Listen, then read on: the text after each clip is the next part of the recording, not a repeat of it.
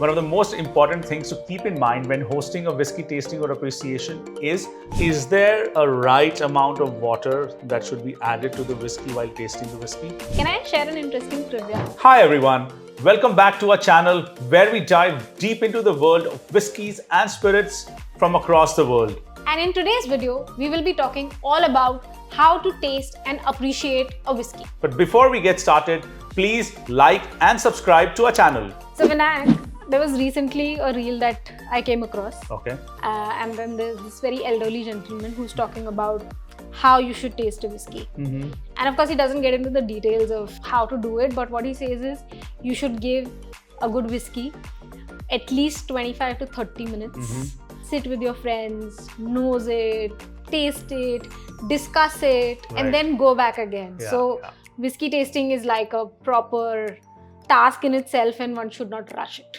No, and I think it makes sense because, any whiskey that you taste, right? I think over a period of 25-30 minutes, it evolves. It changes what you were getting initially on the nose to the palate, everything just because if you think of it, the whole whiskey has been trapped inside the bottle for a very long period of time. So the moment it pours, it starts opening up, then you add water, then your palate also warms up to the whiskey. You will not detect everything on the nose in one go. You will not detect everything when it comes to aromas in one go. You will not detect everything that is there on the palate in one go. So I think that's where giving time is quintessential when it comes to appreciating whiskey, or for that matter, anything fine in life. So Vinayak, shall we get started with the right way of tasting a whiskey? Definitely.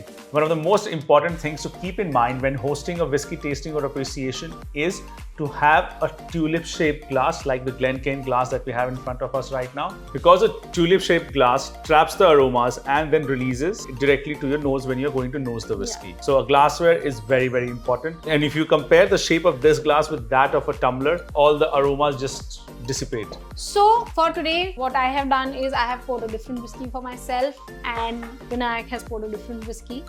I have a sherry cask whiskey and Vinayak has a whiskey which is matured in bourbon casks. The first thing to do for a whiskey tasting is always to observe the color of the whiskey. And while color doesn't tell you a lot about the whiskey, it can definitely give some indication about what cask the whiskey has been matured in. For example, Vinayak has poured the Lafroig 10, which is matured in ex-bourbon casks, so the color is lighter, slightly golden. I have a whiskey which is matured in PX cask, so the color is darker, more towards amber copper. Next step in whiskey appreciation is to nose the whiskey. And the way we nose the whiskey is give the glass a gentle swirl and take the nose slightly above the rim of the glass. Don't dunk your nose inside the glass because the alcohol vapors will overpower your senses. So as I had poured myself Lafroig 10-year-old, a PT whiskey from Isla, I'm getting notes of some pepper, a bit of ash initially, and some citrus notes as well on this one. After I had nosed the whiskey initially, I will go back to the glass again and take a slightly bigger sniff of the whiskey now. It's important to start with taking shorter sniffs because you don't want your senses to be overpowered. And the more you nose the whiskey multiple times, you will also get different aromas every time. And the other thing is one should always sniff from the left and the right nostril separately because you tend to get different aromas on the left or the right nostril depending on which one is stronger for you. Also, nosing is very important when it comes to whiskey tasting is because our olfactory glands can detect between 50 and 100 million aromas, while our taste buds can detect between 2,000 to 5,000 flavors. So there's, that difference between aromas that can be detected versus the flavor profile that can be detected is massive. And the next step is to add a couple of drops of water to your whiskey. And the reason why we add water is because water helps open up some trapped or hidden aromas that are there in the whiskey. So let's see what I get on this one after adding a couple of drops of water. So the reason why I want to add water to my whiskey is because one, it is cask strength. So it will subdue the alcohol a little bit. And also the peat is quite intense. So when I add water, the peat will mellow down a little bit. Also now that I've added water, after adding drops of water to this Lafroig 10-year-old, I get the notes of honey and citrus a bit more pronounced. The ash or the burnt wood notes that I was getting initially have sort of come down. The peat has come down. Okay. In my case also, I think I was getting a lot of peat smoke. Okay.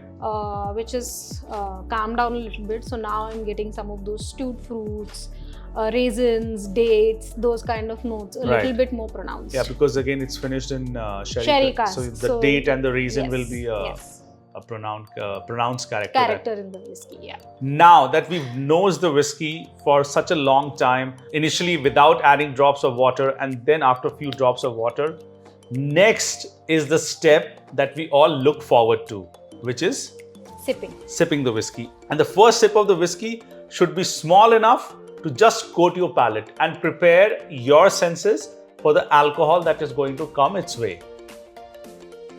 I instantly get that ash and pepper. That's the first note that I get on the Lafroy 10. Right. Because when I get a peated whiskey, of course there is that peat smoke that I'm getting. Right. But because it is PX, matured in PX cask, which is a lot sweeter style of sherry. Yeah. Those sweeter notes are really pronounced on the palate. They weren't so much on the nose. Right. So like I get those dates, raisins, which again you get in a sherry cask whiskey. And there is a lot of spice like as the back note of this whiskey. Right at the end. So when you say spice, more like cinnamon and... cinnamon, nutmeg, something like star anise. You know, you get those kind of notes. Also, I think one of the things that you should keep in mind when you're taking the first sip of the whiskey is how viscous the whiskey is. What it means is how the whiskey feels on your palate. What is the texture? Is it slightly on the heavier side? Is it waxy? Is it oily? Is it light? Like this whiskey for me is very oily. I can imagine because it's a cask strength whiskey any which ways. The Lafroy 10 is not very viscous. I would say, it's a fairly light on the palate. Right. But yes, you do get a bit of waxiness coming through. I mean, it's not a very heavy or a viscous profile that I'm getting on the Lafroy 10-year-old. Can I share an interesting trivia? Yeah. So obviously there are a lot of beautiful notes and tasting notes that are written on multiple websites, etc. everything, and obviously English language has better words now, but I was recently in Ireland and if the whiskey was dense or very viscous, you know, in the olden times it used to be called a fat whiskey. Wow, okay, interesting. Yeah. Okay. And now obviously people have become more sensitive. So it's written as viscous or dense. Right. So yeah, I think whiskey terminology is also has evolved over a period of time. But you know, I can notice on your whiskey, because of the cask strength and the PX, I can actually from here as well notice the heavy viscosity because the legs of the whiskey, so to say, have just clung onto the glass. And the liquid is trickling down very slowly. Versus the Lafroy where it's hardly, I mean, the viscosity is pretty... I mean, I would not call it very viscous at all. So after you've had a couple of sips of the whiskey, again, just like it happened with the nose or nosing of the whiskey, you will see with every sip a new sort of flavor that you can detect on the whiskey. Like initially when I had a sip of the whiskey, I was getting that ash, pepper sort of notes to it. Now, after a couple of sips, I'm getting some notes of seaweed, a bit of algae, and some sea salt as well I'm getting on the palate now. And again, a bit of honey as well coming through for me, honey and caramel coming through for me. Also, I think one of the things that I used to get very confused about when I used to read whiskey tasting notes earlier is sometimes people, for like a sherry cask whiskey, more often than not people will say it's a Christmas in bottle. Yeah. You know, and I feel like the memory of my grandmother baking a Christmas cake. Right. And the more I thought of read about it and the more I unpeel the layers, it's essentially similar tasting notes, but you're getting all of them together, and that's why you associate it with that memory. So for example, Christmas cake would be spices, dates, raisins, chocolate, a lot of chocolate. So if you break it down, it's these tasting notes, but because you get all of them together, it's a bouquet, and you immediately transport it back to the time when you first kind of... Also, an important thing to keep in mind is what the aromas and the flavors that you get on the whiskey are very subjective.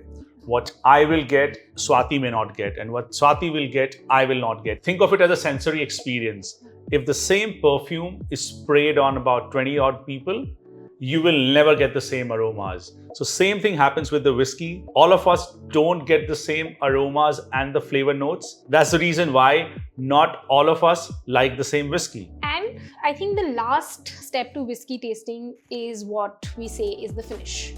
Now, finish is nothing but the duration of time for which the taste or the flavors of the whiskey stay in your mouth. For example, I'm tasting this PX Sherry Cask whiskey, which is a peated whiskey. So I haven't taken a sip for a while, but I still have notes of a little bit of peat, like this subtle smoke. There is a little bit of spices that I still feel on my palate, and I get that waxy texture still remaining in my mouth. I get that mouthfeel very, very distinctly. So for me, this whiskey has a fairly long finish. Yeah. In fact, for me as well, the finish on this one is fairly long. What I'm getting is a bit of peppermint, a bit of oak, Right. and some amount of ash, again lingering through. Right. So even though the whiskey is not as viscous as one that Swati is having, so here's something very important. Viscosity has no role in terms of determining the finish of the whiskey. It's all about the mouthfeel, how the whiskey feels on your mouth. That's what viscosity does to you. So coming back to the finish for me on this one is fairly long again. So again, finish, as Swati mentioned, is nothing but the duration for which the flavors last in your mouth. So well, those are the 4 steps of whiskey tasting. First, look at the color. Second is nosing, in which you nose without the water, then add a few drops of water and then nose it again. Then, of course, you sip and savor the whiskey, and you take a mental note of how long the whiskey taste is staying in your palate. Swati, I just wanted to understand, I have a question for you. Yeah. So when you say add drops of water, Yeah. is there a right amount of water that should be added to the whiskey while tasting the whiskey? No. In fact, a lot of experts, when there are multiple judging competitions, etc., everything, they dilute the whiskey by 50%, which means if they have 30 ml of whiskey, they add 30 ml of water to it. Adding water, again, is very, very subjective. Right. I might feel that the whiskey is opened up for me only in a few drops, but I still feel it's very intense on my palate, and Right. I'm only getting one note, or I want it to be slightly mellow on my palate. I can continue to keep adding water till I feel comfortable about sipping that whiskey. Right. So there is few drops of water is suggested to start with, Right. but how much water you want to add is entirely up to you. Exactly. In fact, most master blenders and distillers actually end up tasting whiskey at about 20 to 25% ABV, Yeah. which is again dilution by about 50%. 50%. So there you go. That was a quick guide on how to taste and appreciate whiskey the right way. And if you have any tips or steps to follow when it comes to whiskey appreciation, let us know in the comments below. And please do not forget to like and subscribe to our channel. Thank you.